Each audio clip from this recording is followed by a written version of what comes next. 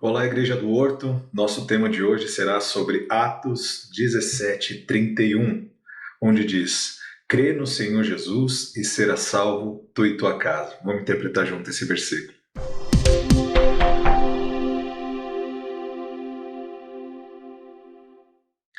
Esse texto vai se passar na cidade de Filipos, na Grécia.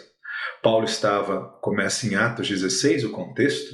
Ele está em Atos 16, onde ele vai para essa cidade, onde tem uma menina adivinhadora.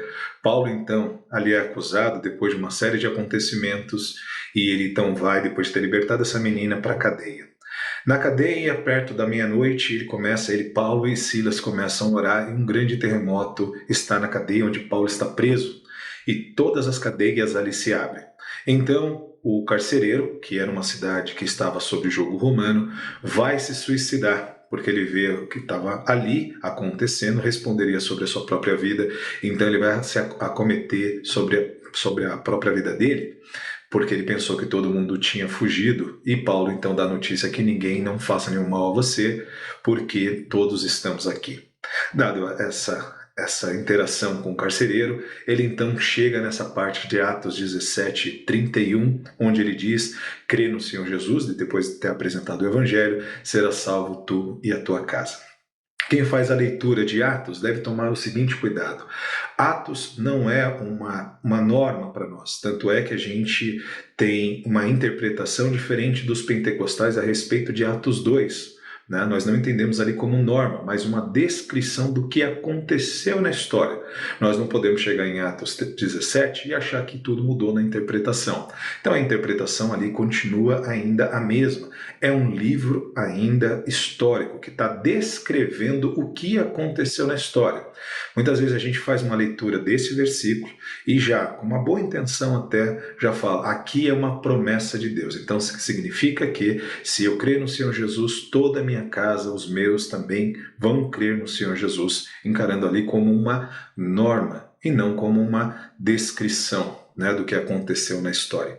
Então, uma boa recomendação é a gente estar sempre ligado no contexto e como os livros e os versículos são tidos dentro desse contexto.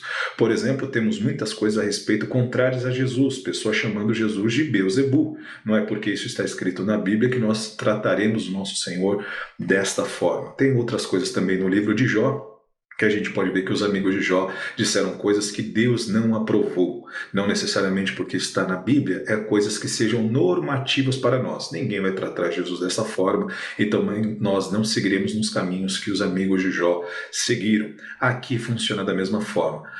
O escritor Lucas está descrevendo o que aconteceu, né? Ele está descrevendo que aquele carcereiro, de fato, aconteceu aquilo com ele. Porque a fé, e aqui é o ponto da mensagem, dessa reflexão, é que a fé ela vai continuar sempre sendo individual.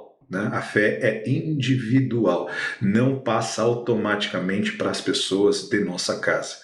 Um aspecto também que já tinha, e a gente também tira aspecto cultural, que muitas vezes a pessoa pode interpretar culturalmente isso. Antigamente, quando uma pessoa, o pai da família, o patriarca da família, cria, automaticamente a sua fé já era estabelecida dentro de sua casa e todo mundo tinha que crer na mesma fé dele. Não é o que acontece no Evangelho, né? Não é por imposição. E antes de acontecer essa cena, nós já temos relato do que o próprio Jesus já disse isso, se tratando do cristianismo. Ele falou que os nossos inimigos muitas vezes seriam aqueles que sentam na roda da nossa mesa, das nossas próprias famílias.